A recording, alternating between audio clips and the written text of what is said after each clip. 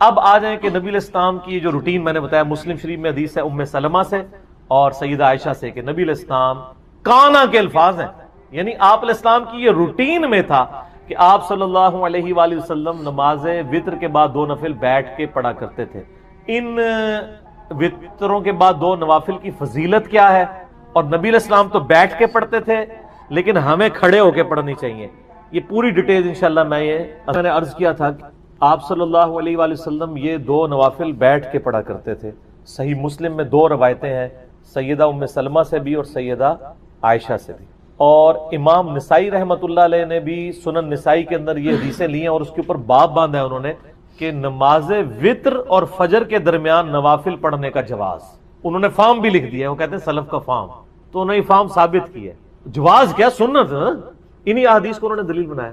اب بیٹھ والا مسئلہ کہ کھڑے ہو کے پڑھنا ہے یا بیٹھ کے، دیکھیں صحیح بخاری میں حدیث ہے، نبی علیہ السلام نے فرمایا جو شخص کھڑے ہو کے نماز پڑھتا ہے نا، اس کے مقابلے میں جو بیٹھ کے پڑھتا ہے اس کو آدھا ثواب ملتا ہے، اور جو لیٹ کے پڑھتا ہے اس کو بیٹھنے سے بھی آدھا ملتا ہے۔ مجبوری کی وجہ سے بعض اوقات کرنا پڑ جاتا ہے، لیکن اگر مجبوری نہ ہو، جو کھڑے ہو کے نماز پڑھ سکتا ہے اسے کھڑے ہو کر ہی پڑھنی چاہیے۔ رہا نبی علیہ السلام کا معاملہ، یہ صوفیاء نے زیادہ ہنگامہ کھڑا کیا، آپ نے دیکھا ہے کہ جو صوفیاء کے ماننے والے ہیں وہ ضد کرتے ہیں کہ وہ وتر کے بعد 2 نفل بیٹھ کے پڑھتے ہیں، کہتے ہیں سنت ہے، لیکن حکم جو ہے وہ سنت پہ فوقیت رکھتا ہے۔ صحیح مسلم میں حدیث ہے، عبداللہ بن عمر بن عاص کہتے ہیں کہ میں نے نبی علیہ السلام کو دیکھا کہ آپ بیٹھ کے نفل پڑھ رہے ہیں، تو میں آپ کے قریب گیا، آپ کے ماتھے پہ ہاتھ رکھا میں نے، یہ سنت بھی ہے کسی کی طبیعت چیک کرنے کے لیے، تو ان کا نبی علیہ السلام نے فرمایا کہ عبداللہ کیا کر رہے ہو؟ کہا یا رسول اللہ میں نے آپ سے یہ بات سنی ہے کہ جو بیٹھ کے نوافل پڑھتا ہے اس کو آدھا ثواب ملتا ہے، تو میں چیک کروں کہ آپ بیمار تو نہیں جو بیٹھ کے پڑھ رہے ہیں؟ تو آپ علیہ السلام فرمایا میں بیمار نہیں ہوں، لیکن میں تم لوگوں کی طرح نہیں ہوں، مجھے اللہ تعالیٰ بیٹھ کے بھی مکمل نماز کا ثواب عطا فرماتا ہے، یہ آپ کی خصوصیت ہے۔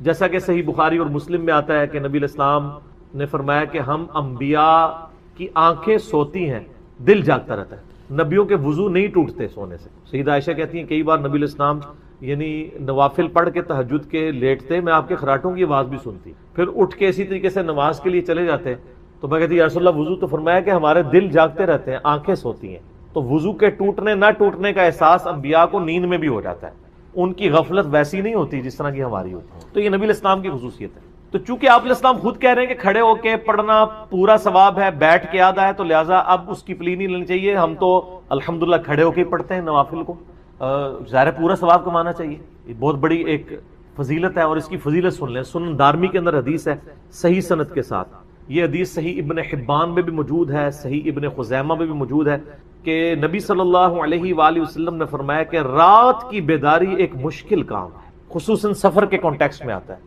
سفر میں تو بندہ تھکا ہوتا ہے، رات کی بیداری ایک مشکل کام ہے، جب تم وتر پڑھ چکو تو 2 رکعت پڑھ لیا کرو، اگر رات کے آخری پہر تمہاری آنکھ نہ بھی کھلی تو اللہ تعالیٰ تمہیں رات کے آخری پہر اٹھ کے جو نماز پڑھنے کا ثواب ہے وہ عطا فرما دے گا۔ سبحان اللہ، کتنی بڑی آسانی ہے، میرے جیسے کمزور لوگوں کے لیے تو بہت بڑی آسانی ہے، اسی لیے سر ہم پڑھتے ہیں اور لوگوں کو ترغیب بھی دلاتے ہیں کہ یار مفت میں آپ ثواب لیں نا، اور یہ آسانیاں رکھی ہوئی ہیں۔ کیا فرض نماز کے بعد 3 بار استغفر اللہ کے بعد 1 دفعہ سید الاستغفار بھی پڑھ سکتے ہیں؟ یہ بدعت تو شمار نہیں ہوگا؟ نہیں، کوئی بدعت نہیں ہوگا۔ صحیح مسلم میں حدیث ہے کہ نبی علیہ السلام فرض نماز کے بعد 3 دفعہ استغفر اللہ پڑھتے تھے، اور پھر 1 دفعہ پڑھتے تھے اللہم انت السلام ومنک السلام تبارکت یا ذا الجلال والاکرام۔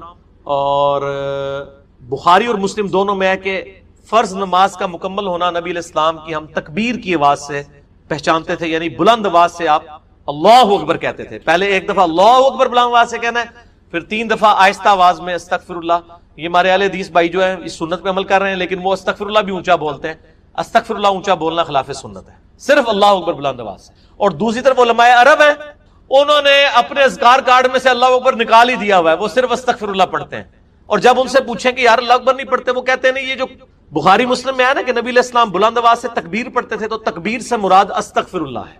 دیکھیں آپ بندہ کو ضد میں، استغفر اللہ کس عربی ڈکشنری میں تکبیر ہے؟ اگر آپ نہیں مانتے تو ہم آپ کو علم الکلام اور پھکی والا جواب دیتے ہیں۔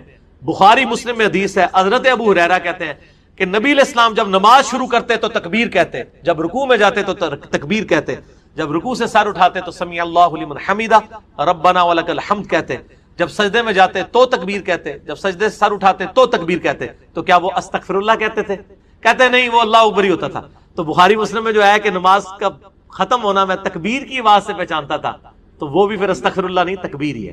یہ میں نے فقی علماء عرب کو بھی دی تھی, اور وہ بڑے ضد میں ہیں. وہ کسی کارڈ کے اوپر ان سے جو عربی کارڈ بھی چھپ کے آتے ہیں نا, آپ لوگ دیکھیں نا, وہ اللہ اکبر نہیں لکھا ہوتا.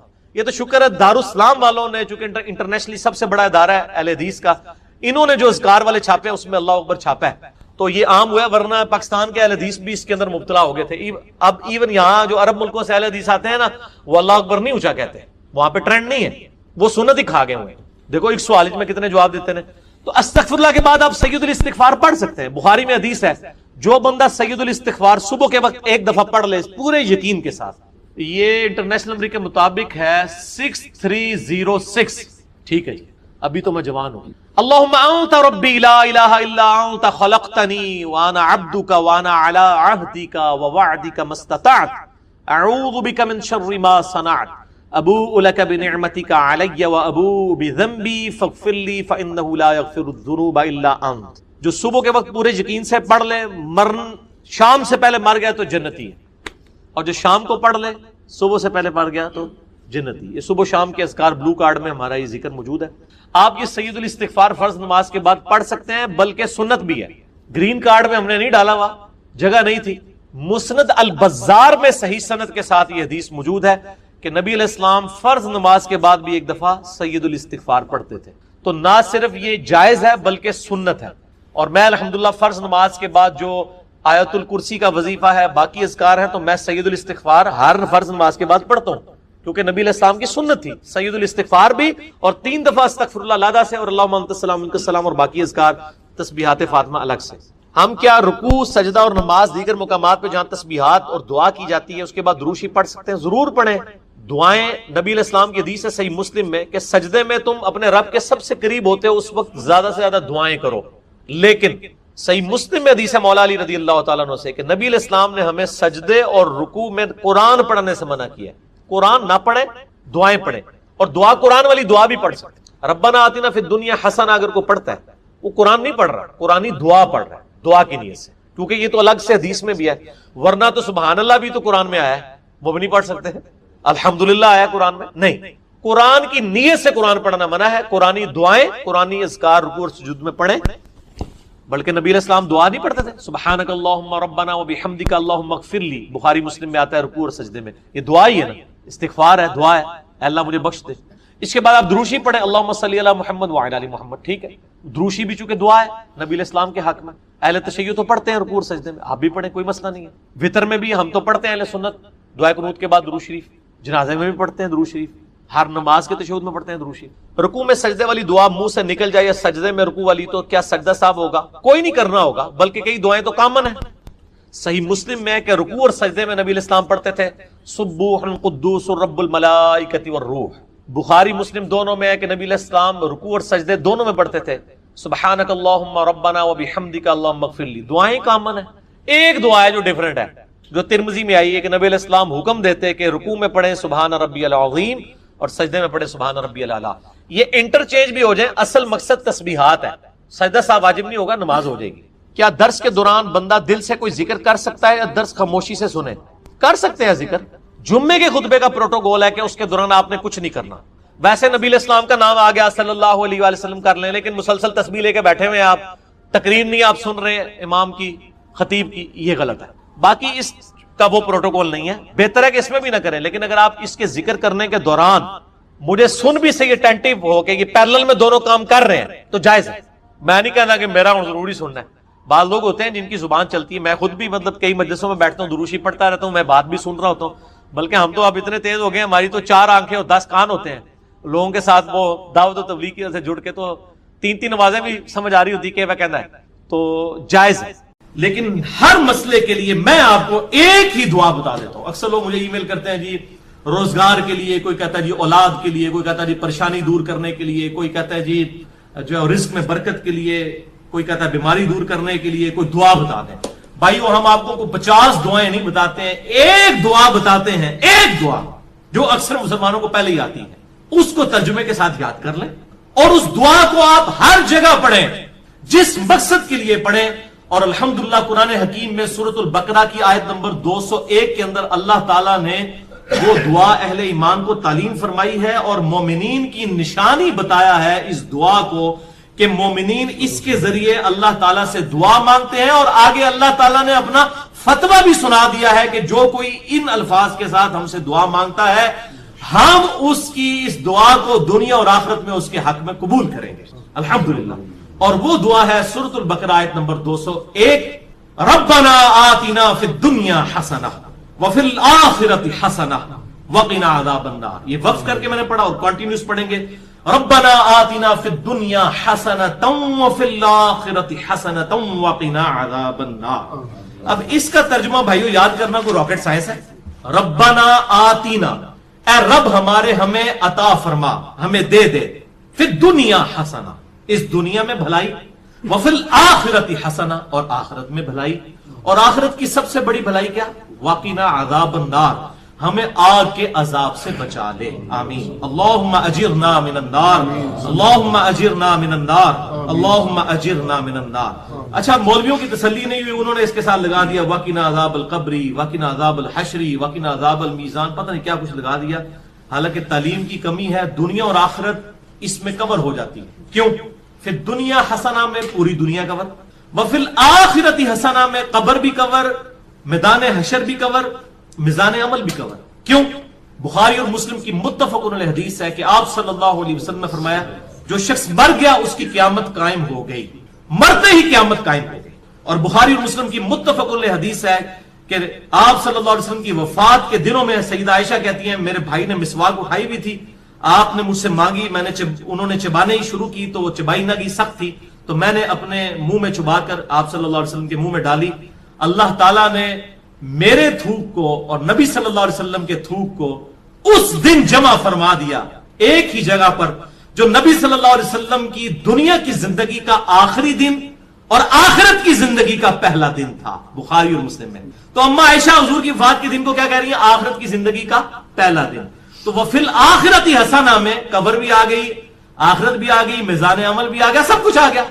تو یہ مولویوں نے خام خواہ بیچ میں چیزیں، کسی نے ودخلنا مال ابرار یا عزیز و یا غفار، پتہ نہیں کیا کچھ بیچ میں لگایا ہوا ہے، بس یہ کامل دعا یہی ہے، ربنا آتنا فی الدنیا حسنہ وفی الآخرۃ حسنۃ وقنا عذاب النار۔ اس کو بدل نہیں سکتے، یہ بہت خطرناک معاملہ ہے۔ بخاری اور مسلم کی متفق علیہ حدیث ہے، ایک صحابی کو آپ نے دعا تعلیم فرمائی وضو کے بعد کی، اس میں الفاظ تھے بنبی کا ارسلتا، میں ایمان لایا اس پر جو تیرے نبی کے ساتھ نازل ہوا۔ اس صحابی نے دعا پڑھتے ہوئے کہہ دیا برسولی کا ارسلتا۔ اب کوئی فرق ہے؟ میں ایمان لایا اس کتاب پر جو تیرے رسول پر نازل ہوئی۔ رسول تو سپرلیٹو ڈگری ہے، نبی سے بھی اوپر کی ڈگری، ہر نبی رسول نہیں ہوتا، چاند ایک رسول۔ آپ صلی اللہ علیہ وسلم فرمایا تو نے میرے الفاظ کیوں چینج کیے؟ وہی کہہ جو میں نے کہا تھا بنبی کا ارسلتا۔ اب اس نے کہا یا رسول اللہ میں نے کون سی گستاخی کر دی ہے، میں تو اچھے الفاظ استعمال کیے ہیں، عشق دے چلے نمبر لے گئے، عقل والے آتے انجے ہی عملہ گالیاں، کچھ نہیں انہوں نے کہا۔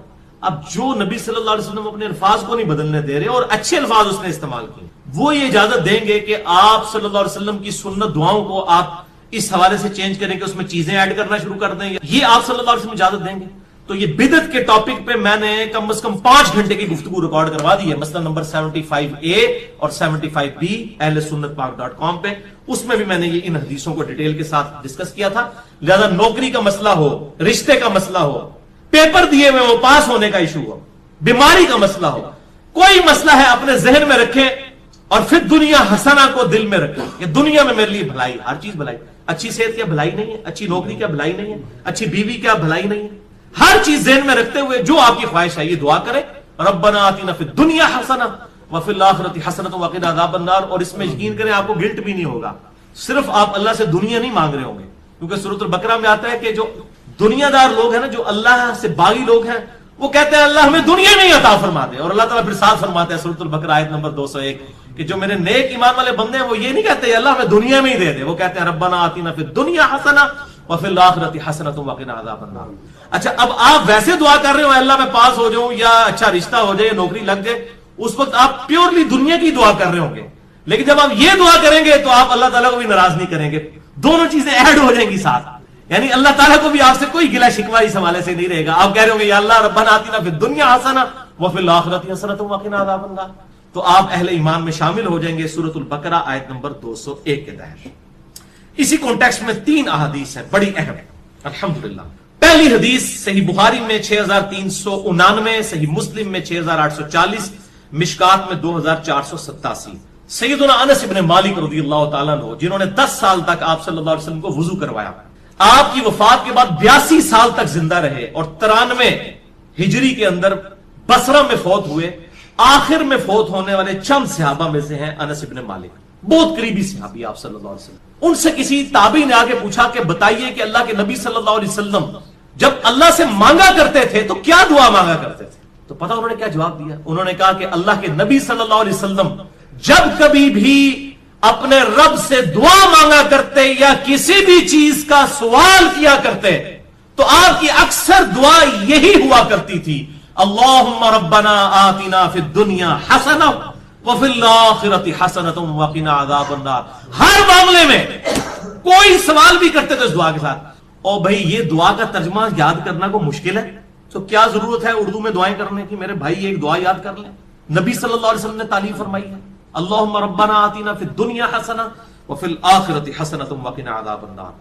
और दूसरी हदीस तो इंतहाई रिक्कत अंगेज हदीस है, जो मैंने मसला तकदीर वाले लेक्चर मसला नंबर 104 ABC में भी बयान की थी।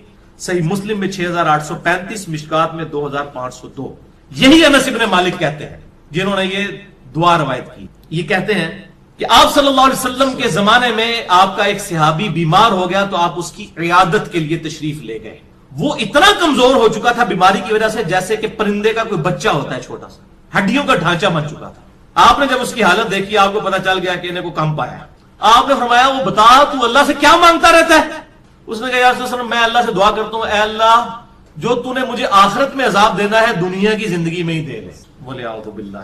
आप फरमाया सुभान अल्लाह। अल्लाह पाक, जब आप हैरान होते तो ये बात कहा करते सुभान अल्लाह। ओए तू अल्लाह ताला का इस दुनिया में अजाब सह सकता है जो अल्लाह से तूने ये दुआ की? ना तू दुनिया की जिंदगी में अल्लाह का अजाब बर्दाश्त कर सकता है ना आखिरत की जिंदगी में। और तुझे तो चाहिए था कि तू अल्लाह से दुआ करता, अल्लाहुम्मा रब्बना आतिना फिद दुनिया हसना व फिल आखिरति हसनतुम व क़िना अज़ाबन नार। ये क्या तू दुआएं करता रहे? इसमें वो फनेटिक किस्म के जो सूफिया है ना उनका भी इरादा, वो कहते हैं सानू दुनिया नहीं चाहिए आखिरत ही चाहिए। और अल्लाह के नबी क्या कह रहे हैं? दुनिया भी अच्छी आखिरत भी अच्छी। अच्छा, अनस इब्न मालिक कहते हैं जब आप सल्लल्लाहु अलैहि वसल्लम ने उसे ये बात इरशाद फरमाई, फिर उसने यही दुआ मांगकर अल्लाह की तरफ मुतवज्जे हुआ, अल्लाहुम्मा रब्बना आतिना फिद दुनिया हसना व फिल आखिरति हसनतुम व क़िना अज़ाबन नार। तो अल्लाह ताला ने उसे शिफा अता फरमा दी। अब इससे भी पता चला बीमारी की शिफा भी यही है, अल्लाहुम्मा रब्बना आतिना फिद दुनिया हसना व फिल आखिरति हसनतुम व क़िना अज़ाबन नार। आप मैं कहता हूं ये जामे दुआ करें, सारी दुआएं जो है इसके अंदर शामिल है। अच्छा, कुरान में तो है रब्बना आतिना फिद दुनिया हसना, और बुखारी मुस्लिम में है अल्लाहुम्मा रब्बना आतिना फिद दुनिया हसना। तो अल्लाहुम्मा के साथ ए हमारे अल्लाह, ये भी ठीक है, और सिर्फ रब्बना आतिना भी ठीक है।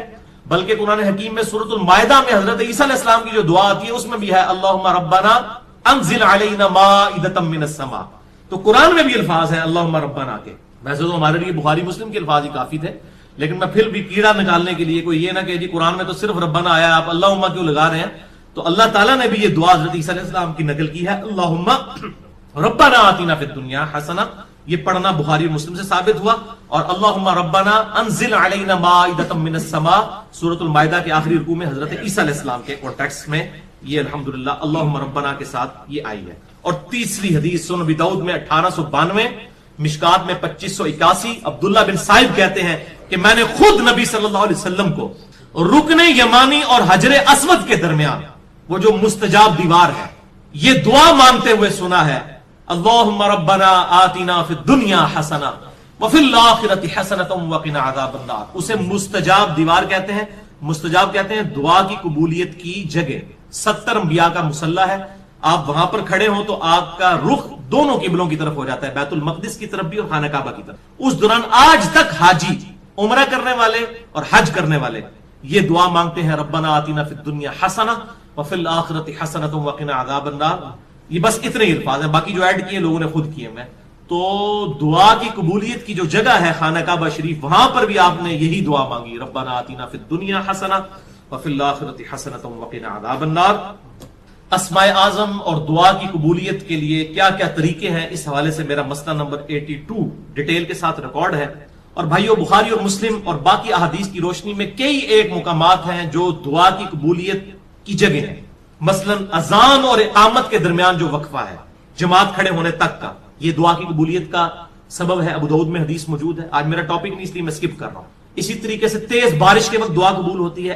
میدان جنگ میں، جنگ کے دوران اس وقت دعا کی قبولیت کا وقت ہے. جمعے والے دن خطیب جب جو ہے وہ 2 خطبوں کے درمیان وقفہ کرتا ہے، اس دوران دل میں دعا مانگی جائے، وہ قبولیت کا وقت ہے. اور کئی ایک قبولیت کے وقت ہیں، لیکن ایک وقت ایسا ہے جو ہر وقت آپ کے پاس اویلیبل ہے. اسی کانٹیکسٹ میں آپ کو اگلی 5 حدیثیں میں بیان کرنے لگا ہوں، اور وہ ہے نماز میں دعا مانگنا، جس کے لیے آپ کو جمعے کے دن کے انتظار کی ضرورت نہیں ہے، کسی اور چیز کی ضرورت نہیں. جب بھی آپ نماز پڑھیں، یہ 5 حدیثیں اسی پہ ہماری گفتگو کنکلوڈ ہوگی. پہلی حدیث صحیح بخاری میں 6230، صحیح مسلم میں 897، مشکات میں 909، کہ آپ صلی اللہ علیہ وسلم نے صحابہ اکرام علیہم رضوان کو تشہد تعلیم فرمایا، التحیات للہ والصلوات والطیبات عبدہ ورسولہ تک. اور اس کے بعد آپ صلی اللہ علیہ وسلم نے فرمایا جب یہ تشہد پڑھ چکو، اس کے بعد جو من پسند دعا ہو وہ تم اپنے رب سے مانگ سکتے ہو، جو بھی من پسند، یعنی جو بھی دعا مانگنی ہے. آپ کتاب و سنت میں اگر کوئی دعا آئی ہے وہ بھی مانگ سکتے ہیں، اس کے علاوہ بھی کوئی مانگ سکتے ہیں، لیکن مانگیں گے عربی میں. عربی سمبل آف یونٹی ہے مسلمانوں کا. اور ویسے ایک دعا ہی اللہم ربنا آتنا فی الدنیا حسنہ وفی الآخرۃ حسنۃ وقنا عذاب النار، یہی کافی ہے. بل اس حدیث میں عدم ذکر ہے درود ابراہیمی کا، وہ اگلی حدیثوں میں موجود ہے. صحیح مسلم میں 1739، مشکات میں 1257 میں ہے کہ ام عائشہ کہتی ہیں کہ نبی صلی اللہ علیہ وسلم جب تشہد بیٹھتے اللہ کی حمد بیان کرتے، اس کے بعد دعائیں کرتے. اور یہی حدیث سنن نسائی میں 1720 اور 1721 ہے کہ آپ صلی اللہ علیہ وسلم اللہ کی حمد بیان کرتے، اس کے بعد نبی صلی اللہ علیہ وسلم پر درود پڑھتے، اور اس کے بعد اپنے رب سے دعائیں مانگا کرتے. اور یہی ترتیب ہے جو جامع ترمذی میں انٹرنیشنل نمبر کے مطابق 593 نمبر حدیث ہے کہ ایک صحابی تھے، انہوں نے بڑی تیزی سے نماز پڑھی اور اس کے بعد جو ہے وہ بڑی جلدی جلدی دعا مانگنا شروع کی. آپ صلی اللہ علیہ وسلم نے انہیں بلا کر نماز کا طریقہ سکھایا، اور دعا مانگنے کا خصوصاً طریقہ اس میں موجود ہے کہ سکھایا. اور آپ صلی اللہ علیہ وسلم نے فرمایا کہ دعا میں جلدی نہ کرو، پہلے اللہ کی حمد بیان کرو، اس کے بعد درود شریف پڑھو، پھر دعا مانگا کرو. اتنے میں ایک اور شخص آیا جس نے اللہ کی حمد بیان کی، درود شریف پڑھا، پھر دعا مانگی. تو آپ نے 2 دفعہ فرمایا سل تعطا، سل تعطا، مانگ تجھے دیا جائے گا، مانگ تجھے دیا جائے گا. یعنی درود شریف اور اللہ کی حمد یہ پروٹوکول ہے دعا کی قبولیت کا. تو اللہ کی حمد اور درود شریف، اور نماز میں یہی ہوتا ہے، آپ پہلے اللہ کی حمد کرتے ہیں، التحیات للہ والصلوات والطیبات، پھر نبی صلی اللہ علیہ وسلم پر سلام عرض کرتے ہیں، پھر درود شریف پڑھتے ہیں، اینڈ پہ دعائیں مانگتے ہیں. آپ جا کے وہ جتنی بھی دعائیں سنت سے ثابت ہیں، اللہم انی اعوذ بک من عذاب جہنم ومن عذاب القبر ومن فتنة المحیا والممات ومن شر فتنة المسیح الدجال، جو بخاری مسلم میں آتی ہے. یا اللہم ربنا آتنا فی الدنیا حسنۃ وفی الآخرۃ حسنۃ وقنا عذاب النار. یا رب اجعلنی مقیم الصلاۃ ومن ذریتی ربنا وتقبل دعائی ربنا اغفر لی ولوالدی وللمؤمنین یوم یقوم الحساب. یہ صحیح بخاری میں آتا ہے، حضرت ابوبکر صدیق کو آپ نے خصوصاً دعا سکھائی تھی، اللہم انی ظلمت نفسی ظلما کثیرا ولا یغفر الذنوب الا انت فاغفر لی مغفرۃ من عندک وارحمنی انک انت الغفور الرحیم. اس قسم کی اور دعائیں بھی ہیں، وہ کوئی بھی آپ مانگیں. اللہم ربنا آتنا فی الدنیا حسنہ وفی الآخرۃ حسنۃ وقنا عذاب النار، یہ تو جامع دعا ہے، یہ آپ تشہد میں مانگیں. دوسری حدیث صحیح مسلم میں 1073، مشکات میں 873. یہ عجیب اتفاق ہے، مسلم 1073، مشکات 873. عبداللہ ابن عباس کہتے ہیں کہ مجھے نبی صلی اللہ علیہ وسلم نے فرمایا کہ اللہ تعالیٰ نے مجھے حکم دیا ہے کہ میں رکوع اور سجدوں میں قرآن نہ پڑھوں. یعنی قرآن سے مراد قرآن کی تلاوت، وہ صرف قیام میں ہوگی. قرآنی دعائیں مانگ سکتے ہیں، قرآن نہیں پڑھ سکتے. اور رہا رکوع تو اس میں اپنے رب کی عظمت بیان کرو، جو صحیح مسلم میں آتا ہے کہ آپ صلی اللہ علیہ وسلم سبحان ربی العظیم پڑھتے تھے، اور جامع ترمذی میں ہے کہ آپ صلی اللہ علیہ وسلم حکم دیتے تھے کہ رکوع میں سبحان ربی العظیم پڑھو اور سجدے میں سبحان ربی الاعلیٰ. مسلم میں تو اتنے الفاظ ہیں کہ رکوع میں سبحان ربی العظیم اور سبحان ربی الاعلیٰ سجدے میں پڑھتے تھے، اور ترمذی میں ہے کہ آپ حکم دیتے تھے. یہ تسبیحات جو ہیں یہ حکمیہ ہیں، سبحان ربی العظیم رکوع میں اور سبحان ربی الاعلیٰ سجدے میں. اس کے علاوہ جو ہے وہ آپ پڑھ سکتے ہیں، لیکن حکمی یہی ہے.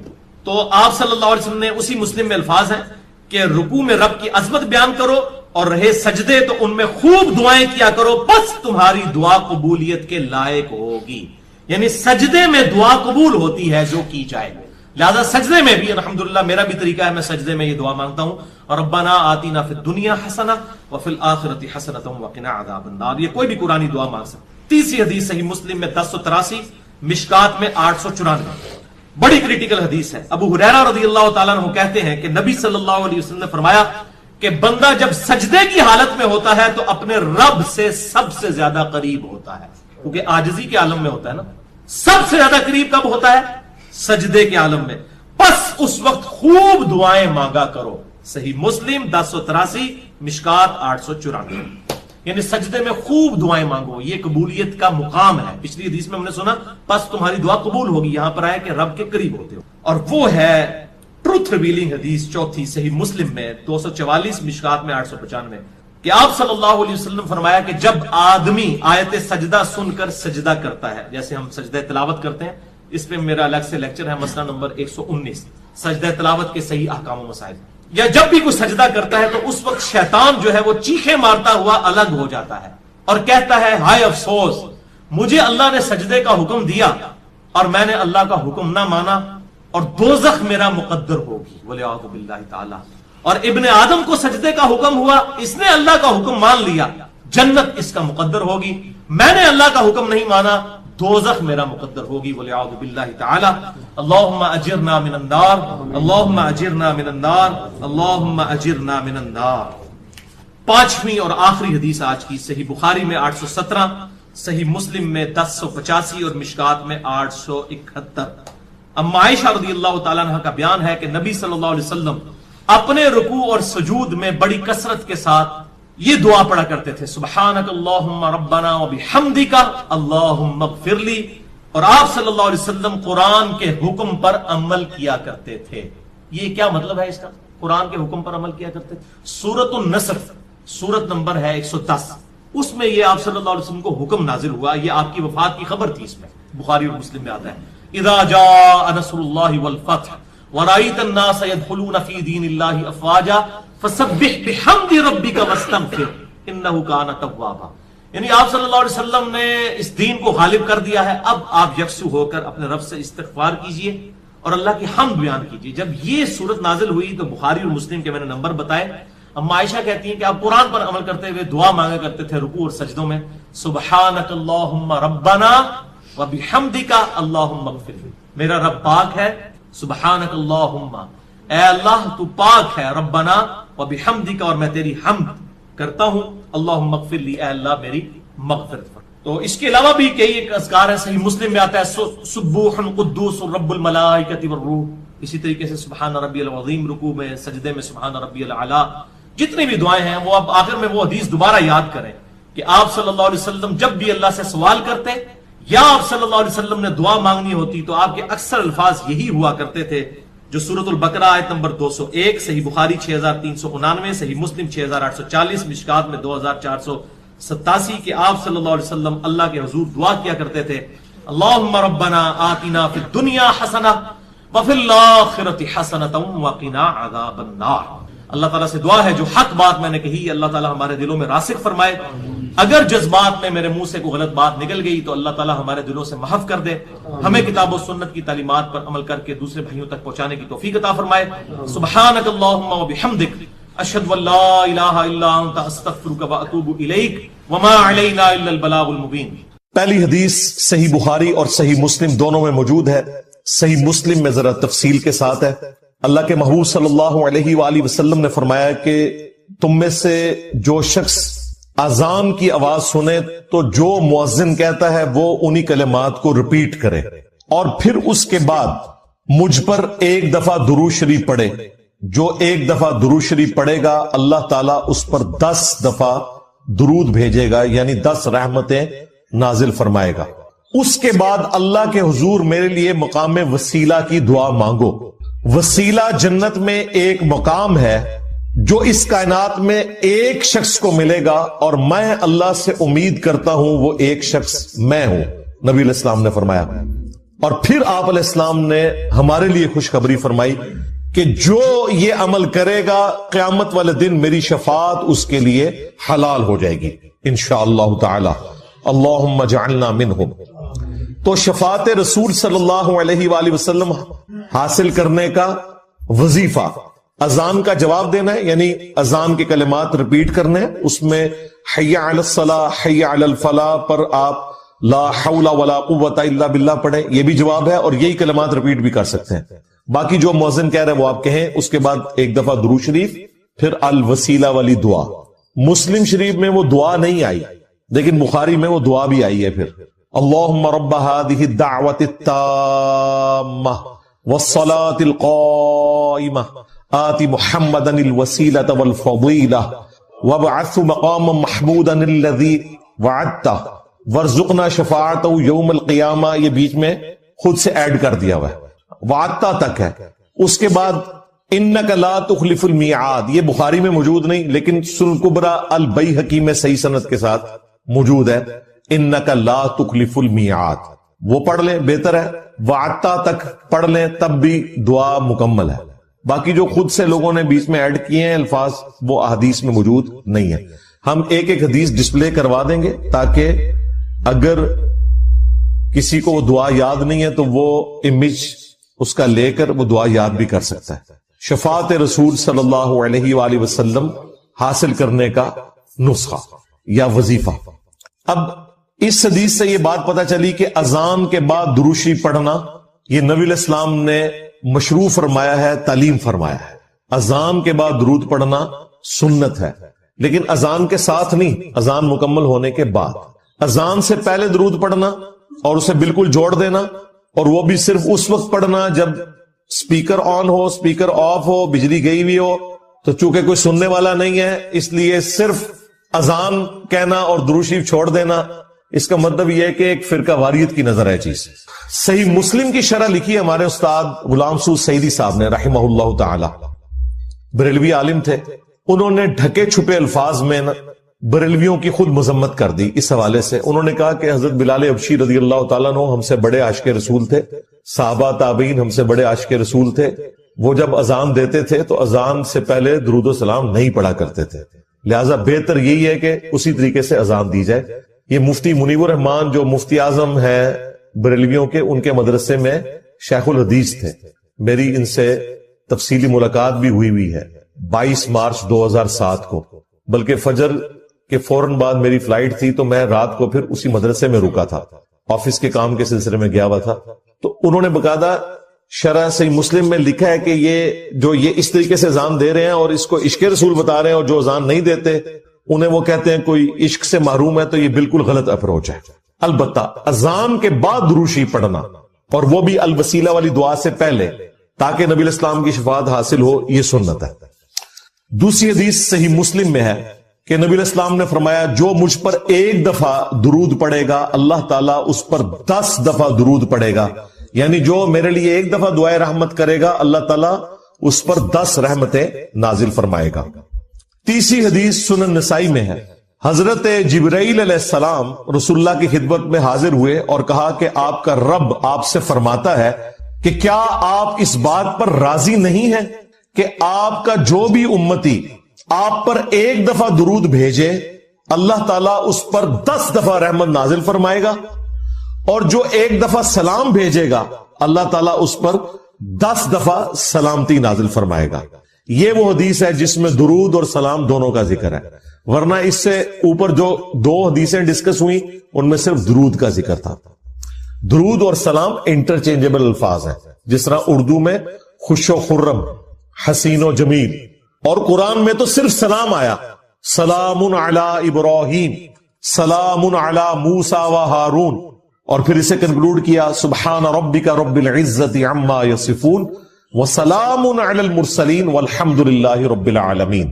اور آیت درود میں بھی دیکھیں اللہ اور فرشتے درود بھیجتے ہیں، اس میں سلام کا ذکر نہیں. اے ایمان والو تم درود اور سلام بھیجو.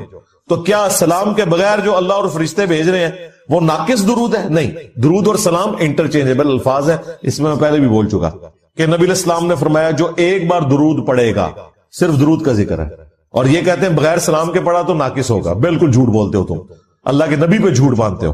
اللہ تعالیٰ اس پہ 10 رحمتیں نازل فرمائے گا، 10 گناہ معاف کر دے گا اور اس کے 10 درجات بلند فرمائے گا. 5ویں حدیث جامعہ ترمذی میں ہے، نبی علیہ السلام نے فرمایا قیامت کے دن میرے سب سے زیادہ نزدیک وہ شخص ہوگا جس نے دنیا میں مجھ پہ سب سے زیادہ درود پڑھا ہوگا. اللہم صلی علی محمد وعلی آل محمد. 6ٹھی حدیث بھی جامعہ ترمذی میں ہے. اس حدیث کی صحت میں اختلاف ہے، چونکہ کچھ محدثین اسے صحیح سمجھتے ہیں اس لیے میں اسے کوٹ کر رہا ہوں. ابی ابن کعب کہتے ہیں کہ میں نے اللہ کے نبی علیہ السلام سے عرض کیا کہ میں اپنی دعاؤں میں آپ کے لیے بھی دعائے رحمت کرتا ہوں، یعنی درود شریف پڑھتا ہوں، تو مجھے بتائیں میں اپنی دعاؤں کا کتنا حصہ آپ کے لیے دعا کیا کروں درود کی شکل میں، اور کتنا اللہ سے میں اپنے لیے دعا مانگوں؟ کیا میں اپنی دعاؤں کا 1/4 حصہ درود کے لیے مقرر کر لوں؟ نبی علیہ السلام نے فرمایا بہت اچھا ہے، لیکن اس سے بھی زیادہ کرو تو تمہارے لیے اور بہتر ہے۔ انہوں نے پھر عرض کیا یا رسول اللہ صلی اللہ علیہ وآلہ وسلم، میں اپنی دعاؤں کا آدھا حصہ درود کے لیے کرتا ہوں اور آدھا باقی دعاؤں کے لیے۔ آپ نے فرمایا بہت اچھا ہے، اس سے بھی زیادہ کرو تو اور اچھا ہے۔ درود شریف کا جو سب سے پسندیدہ صیغہ ہے نا، وہ وہی ہے جو ہمارے درود ابراہیمی کا پہلا جز ہے، اللہم صلی علی محمد وعلی آل محمد۔ سنن نسائی میں حدیث ہے، انٹرنیشنل نمبر کے مطابق 1293 اور ایک نمبرنگ کے مطابق ہے 1292۔ یہ مجھے زبانی یاد ہے نمبر، 12 نبی الاسلام کی نسبت سے اور 92 محمد کی وجہ سے، 1292 سنن نسائی۔ زید ابن خارجہ سے نبی الاسلام نے فرمایا مجھ پہ درود پڑھنا لازم کر لو اور اپنی دعاؤں میں پڑھا کرو اللہم صلی علی محمد وعلی آل محمد۔ یہ سنی شیعہ دونوں کے ہاں پڑھا جاتا ہے۔ اس کے علاوہ بخاری اور مسلم میں درود ابراہیمی ہے جو ہم نماز میں پڑھتے ہیں، یہ بھی ثابت ہے۔ باقی جتنے بھی درود ہیں اسی سے ملتے جلتے ہیں، صلی اللہ علیہ وآلہ وسلم، یہ بھی نبی علیہ السلام سے ثابت ہے۔ صحیح مسلم میں حضرت عیسیٰ علیہ السلام کے لیے آپ نے کہا وَنُزُولِ عِیسَى ابْنَ مَرْیَمَ صلی اللہ علیہ وسلم وآلہ وسلم کے ساتھ پڑھنا بہتر ہے، کیونکہ نبی علیہ السلام نے اسی کی ترغیب دلائی ہے۔ درود ابراہیمی میں بھی دیکھیں، باقی درودوں کے اندر۔ اب رہا مسئلہ کتنی تعداد میں پڑھا جائے، جتنی حسب توفیق ہو۔ مجموع الزوائد میں ایک صحیح سند کے ساتھ حدیث موجود ہے سنن طبرانی کے ریفرنس سے کہ جو شخص صبح کے وقت 10 دفعہ درود شریف پڑھ لے اور 10 دفعہ شام کے وقت، قیامت والے دن اسے میری شفاعت نصیب۔ تو یہ بڑا آسان ہے، 10 دفعہ اللہم صلی علی محمد وعلی آل محمد پڑھنے میں کتنا ٹائم لگتا۔ باقی اللہ تعالیٰ نے ڈیٹم لیول کے اوپر تو آپ پہ ویسے ہی یہ لازمی کر دیا ہے۔ نماز میں ہم درود شریف پڑھ ہی رہے ہوتے ہیں، ہر نماز میں پڑھ رہے ہوتے ہیں درود شریف کے بغیر تمہاری نماز ہی مکمل نہیں ہوتی۔ اور ہماری نماز تو ہم تو دعائے قنوت کے بعد بھی درود شریف پڑھتے ہیں، صحیح سند سے ثابت ہے۔ نماز جنازہ میں بھی درود شریف پڑھتے ہیں، ہر جگہ درود شریف ہے۔ مسجد میں داخل ہوتے وقت درود شریف ہے، وہ حدیثیں موجود ہیں، وہ میں نے اس لیکچر میں ساری حدیثیں بتائی ہیں۔ ہر خطبے کے آغاز میں درود شریف ہے، جس مجلس میں نبی علیہ السلام کا ذکر ہو وہاں پہ درود شریف ہے۔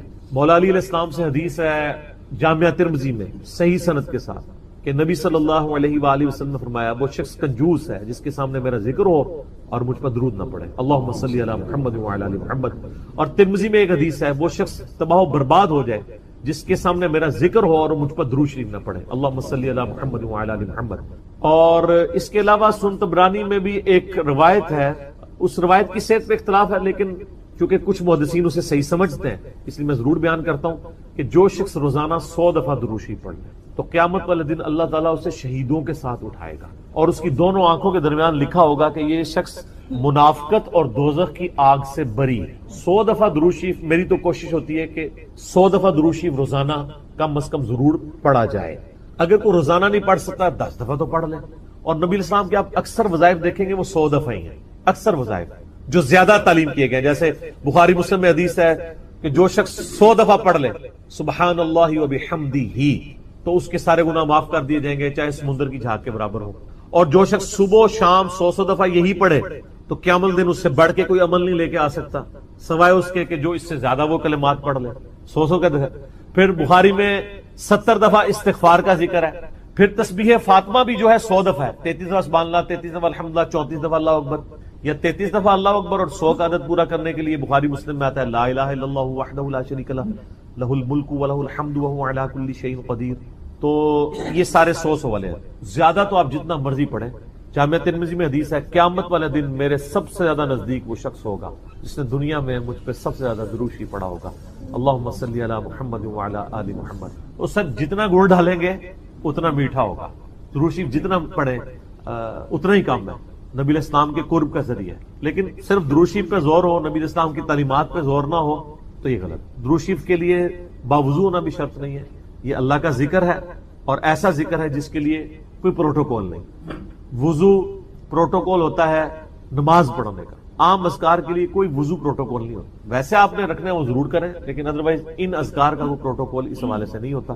تو میری خواہش یہ ہے کہ آپ روزانہ کم از کم 100 دفعہ ضرور درود شریف پڑھیں۔ اگر نہیں پڑھ سکتے تو صبح فجر کے بعد 10 دفعہ اور 10 دفعہ مغرب کے بعد صبح شام 10 دفعہ پڑھ لیں تاکہ شفاعت رسول صلی اللہ علیہ وآلہ وسلم حاصل ہو۔ پھر مسلم شریف میں حدیث ہے، بخاری میں بھی کچھ حصہ ہے کہ جو اذان کا جواب دے، یعنی وہی مؤذن والے کلمات رپیٹ کرے، اس کے بعد مجھ پہ درود شریف پڑھے اور الوسیلہ والی دعا مانگے تو میری شفاعت اس کے لیے حلال ہو جائے گی، وہاں بھی درود شریف ہے۔ صحیح مسلم میں حدیث ہے جو ایک دفعہ 10 درود شریف پڑھے گا اللہ تعالیٰ اس پہ 10 رحمتیں نازل فرمائے گا۔ سنن نسائی میں حدیث ہے جو ایک دفعہ درود شریف پڑھے گا اللہ تعالیٰ اس پہ 10 رحمتیں نازل فرمائے گا، اس کے 10 درجات بلند کر دے گا، اسے 10 نیکیاں عطا فرمائے گا، اس کے 10 گناہ معاف کر دے گا۔ اتنی بڑی فضیلت ہے سر، اتنی بڑی فضیلت مجھے بتائیں کس عمل کی ہوگی؟ نفلی عبادات میں افضل ترین عبادت درود شریف۔ اچھا یہ درود شریف اللہ کی عبادت ہے کیونکہ آپ رجوع اللہ کرتے ہیں، اللہم صلی علی محمد وعلی آل محمد۔ یہ جو جمعے کے دن کے وظائف ہیں نا، وہ آپ یعنی غروب آفتاب جمعرات والے دن اس سے لے کے جمعے کی مغرب تک کر سکتے، یہ نہیں ہوتا کہ جمعے کے دن کوئی کرنا ہو۔ تو جمعے والے دن درود شریف پڑھنے کی فضیلت ہے۔ ابو داؤد کے اندر اور ترمذی کے اندر، سنن نسائی میں، ابن ماجہ میں حدیث ہے کہ نبی صلی اللہ علیہ وآلہ وسلم فرمایا کہ جمعے کا دن تمام دنوں کا سردار ہے۔ اسی دن آدم علیہ السلام پیدا ہوئے، اسی دن وہ فوت ہوئے، اسی دن پہلا سور پھونکا جائے گا، دوسرا سور پھونکا جائے گا، قیامت قائم ہوگی۔ تم جمعے والے دن مجھ پہ کثرت سے درود پڑھو، تمہارا درود مجھ پر پیش کیا جائے گا۔ تو صحابہ کرام نے جرت کر کے پوچھا، یا رسول اللہ صلی اللہ علیہ وسلم جب آپ مر جائیں گے اور آپ کی ہڈیاں مٹی میں مل جائیں گے؟ سر یہ صحابہ کے الفاظ ہیں، جب تک 295C نہیں تھی مدینہ شریف، ورنہ آج کل تو کوئی سوال کر سکتا ہے؟ صحابہ پہ اللہ کی کروڑوں رحمتیں وہ سوال کیے تو میں عقیدے پتہ چلے۔ تو نبی علیہ السلام نے فرمایا کہ ان اللہ حرم علی الارض ان تأکل اجساد الانبیاء، بے شک اللہ نے مٹی پہ حرام کر دیے کہ نبیوں کے جسموں کو کھائے۔ تو نبیوں کے جسم سلامت ہیں قبروں کے، ان پر درود شریف پیش ہو۔ تو جمعے والے دن درود شریف کی ایک خاص فضیلت ہے، جمعے والے دن ضرور 100 بار پڑھ لیا کریں۔ نبی علیہ السلام کی بارگاہ میں درود شریف پیش ہو رہا ہوتا ہے۔ وہ سنن نسائی میں حدیث ہے نا، زمین پہ کچھ فرشتے سیاحت کرتے ہیں، میرے امتیوں کا سلام مجھ تک پہنچاتے ہیں۔ اور میں نے دیکھا ہے کہ یہ حقیقت بات ہے، مسلمانوں کے جتنے مکاتب فکر ہیں ان میں سے 2 مکاتب فکر میں نے درود شریف کا بہت اہتمام دے، نبی علیہ السلام کا مبارک ذکر کرتے ہیں۔ پہلے نمبر پہ شیعہ حضرات کو کہ وہ درود شریف کا بہت اہتمام ہے، اور دوسرے نمبر پہ اہل حدیث کے ہاں۔ آپ عرب میں چلے جائیں، آپ وہاں پہ عربی خطبے سنیں ان کے جمعوں کے،